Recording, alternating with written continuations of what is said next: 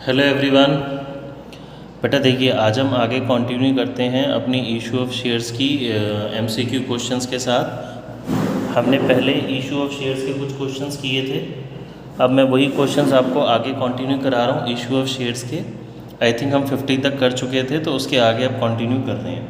ठीक है बच्चे, जैसा कि मैंने बताया था सब्जेक्टिव काम बेटा हम क्लास में करते रहेंगे, और जो एमसीक्यू वाला पोर्शन है ये मैं आपको वीडियोज़ में देता रहूँगा।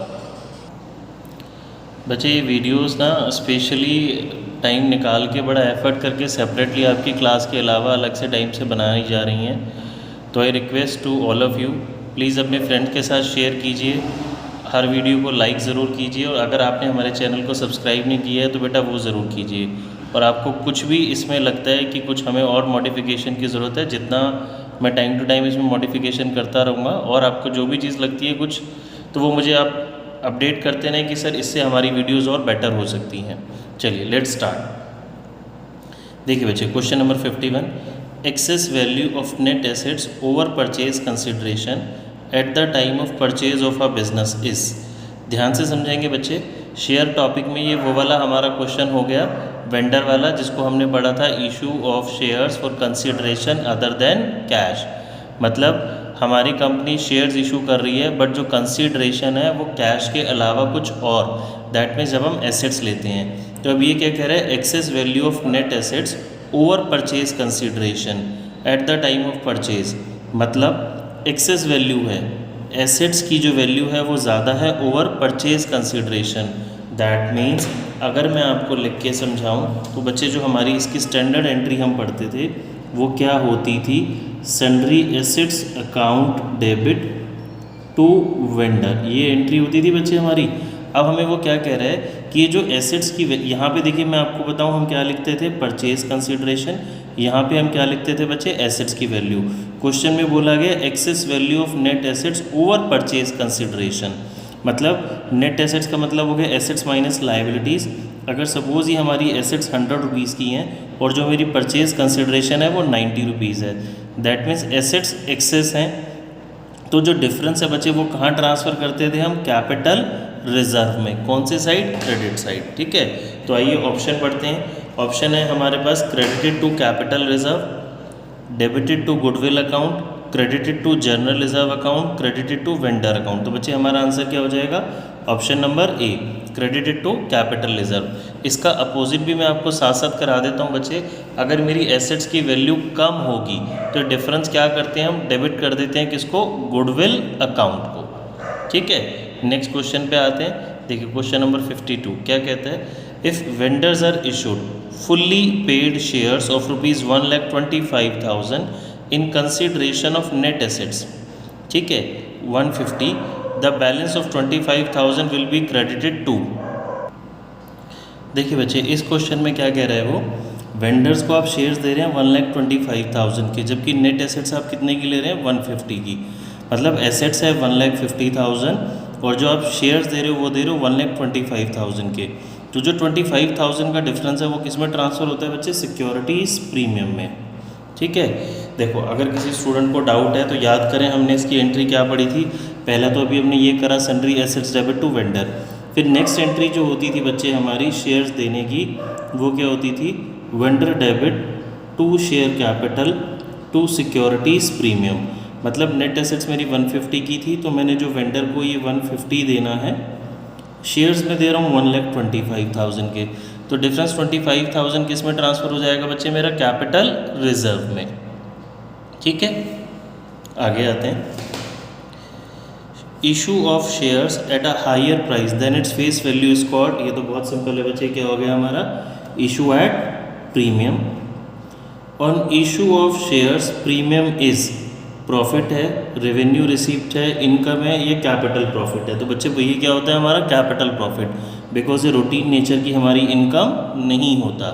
और याद करेंगे इसके ऊपर कौन सा सेक्शन लगता है, मैं बार बार याद करा रहा हूँ, सिक्योरिटीज़ प्रीमियम के ऊपर बच्चे सेक्शन अप्लाई होता है, सेक्शन 52 ऑफ कंपनीज एक्ट 2013। आगे आते हैं बच्चे, which of the following is not a capital profit, capital profit नहीं है, ध्यान से समझेंगे बच्चे। ये जो हमारे 1-2 सालों से ना बच्चे नेगेटिव वाले question, negative in the sense not वाले पूछे जाते हैं सीबीएसई में, तो ये आपको बहुत ध्यान से पढ़ने हैं। Profit prior to incorporation of the company, profit from sale of fixed assets, premium on issue of shares, compensation received on termination of a contract. तो इसमें से बच्चे कौन सा कैपिटल प्रॉफिट नहीं है? कैपिटल प्रॉफिट ये बच्चे हमारे इसमें आ जाएगा ऑप्शन नंबर डी, कंपनसेशन जो रिसीव होता है हमें अगर कोई कॉन्ट्रैक्ट टर्मिनेट होता है तो। Next, maximum limit of premium on shares is 5, 10, no limited, 100%। तो इसका आंसर क्या होता है बच्चे? No limit. हमने क्लास में इसको डिस्कस किया हुआ है बहुत। When a company issues shares at premium, the amount of premium should be received by the company along with the application, along with allotment money, along with calls, along with any of the above। तो बच्चे option number D याद करेंगे, हमने क्या पढ़ा था? अगर question silent होता है तो जो प्रीमियम का पैसा होता है वो कहाँ पे मिलता है बच्चे? हमें अलॉटमेंट पे मिलता है। बट ऐसा कुछ ज़रूरी नहीं होता कि सिर्फ अलॉटमेंट पे ही प्रीमियम आप मंगा सकते हैं। प्रीमियम हमने ऐसे क्वेश्चंस भी किए हैं जहाँ पे प्रीमियम एप्लीकेशन पे था, अलॉटमेंट पे था और कॉल्स पे भी था। तो प्रीमियम कहीं पे भी हो सकता है। Next question, amount of securities premium can be utilized for. बच्चे अगेन देखिए सेक्शन 52 का क्वेश्चन आ गया आपके लिए। आपको इस क्वेश्चन को करने के लिए सेक्शन 52 लर्न होना चाहिए। Writing of preliminary expenses, yes ये तो होता है, सेक्शन 52 में लिखा गया है। प्रीमियम को हम for writing of preliminary expenses use कर सकते हैं। इशूइंग बोनस शेयर्स, यस इसको भी होता है। Buyback of shares, all of the above. तो बच्चे मेरा क्या आंसर हो जाएगा यहाँ पे? All of the above. Next, for what purpose securities premium reserve can't be utilise.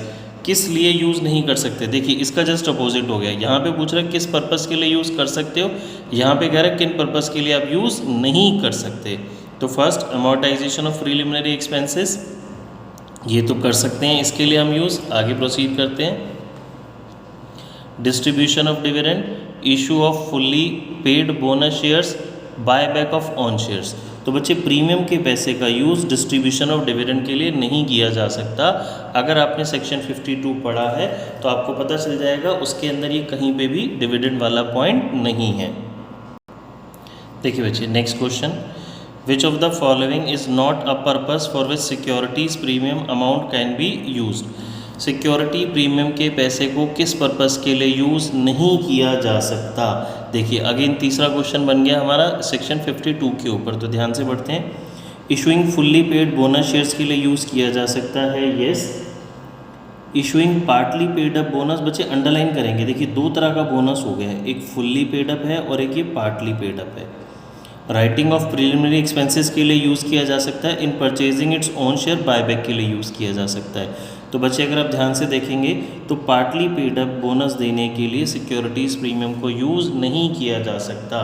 तो एक चीज़ देखिए, अब हमने और डिटेल में समझी, खाली बोनस वर्ड आपने नहीं पढ़ना, सिक्योरिटीज़ प्रीमियम दे सकते हैं कौन सा बोनस देने के लिए? फुल्ली पेड अप बोनस के लिए।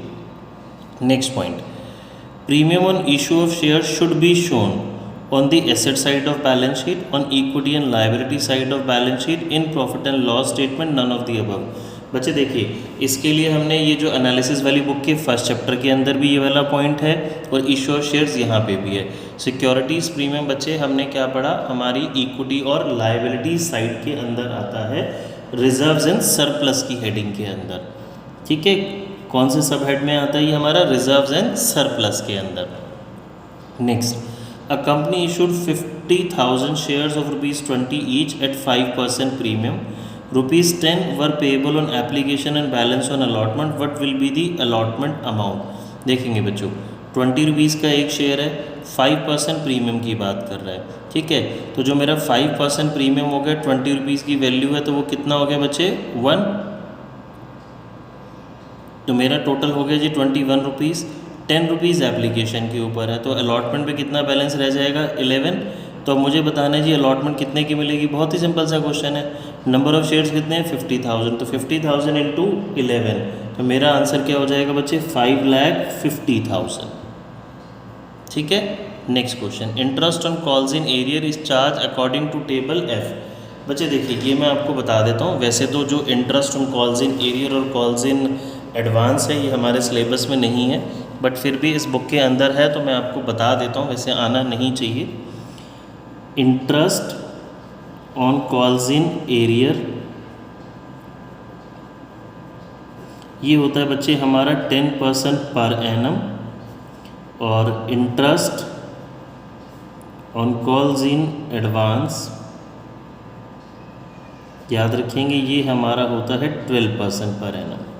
ठीक है, ये कहाँ लिखा गया है? टेबल एफ में लिखा गया है बच्चे, ये भी आपने याद रखना है। वैसे पूछना नहीं चाहिए सीबीएसई एग्ज़ाम में, बिकॉज ये जो इंटरेस्ट का पार्ट है ये हमारे सिलेबस में नहीं है, बट स्टिल बुक में है तो हम एक बारी कर लेते हैं। इंटरेस्ट ऑन एरियर्स हो गया बच्चे, calls in arrear 10% per annum, और इंटरेस्ट ऑन एडवांस हो गया हमारा 12% per annum.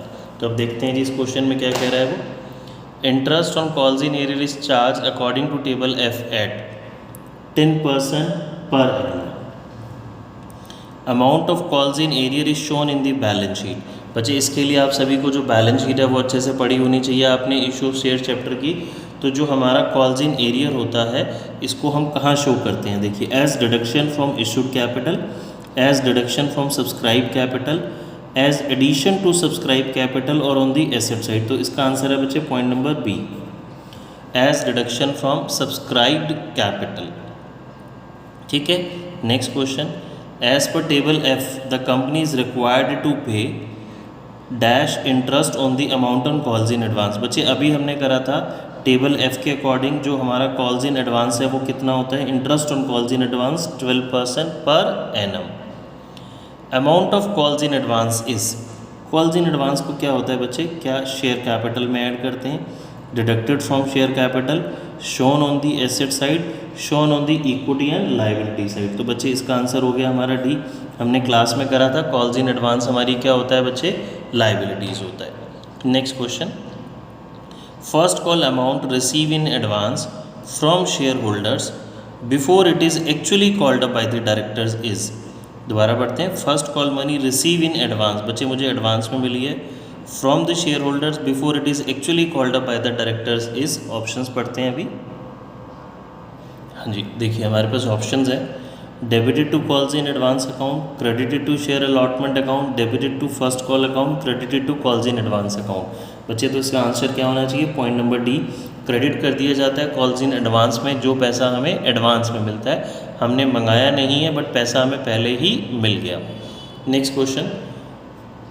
Following amounts were payable on issue of shares by a company.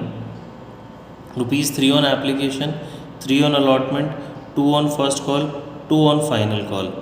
X holding 500 shares paid only application and allotment money. X ने बच्चे सिर्फ क्या पे किया है? हमें एप्लीकेशन एंड अलॉटमेंट दिया है। कितने शेयर्स पे? 500 shares pay. Y holding 400 shares did not pay final call, उसने फाइनल कॉल ही पे नहीं करी। तो amount of calls in arrear will be, calculate करेंगे बच्चे, बहुत सिंपल सा है। देखिए, इसने सिर्फ एप्लीकेशन और अलॉटमेंट मनी दिया है और वाई ने फाइनल कॉल नहीं दी।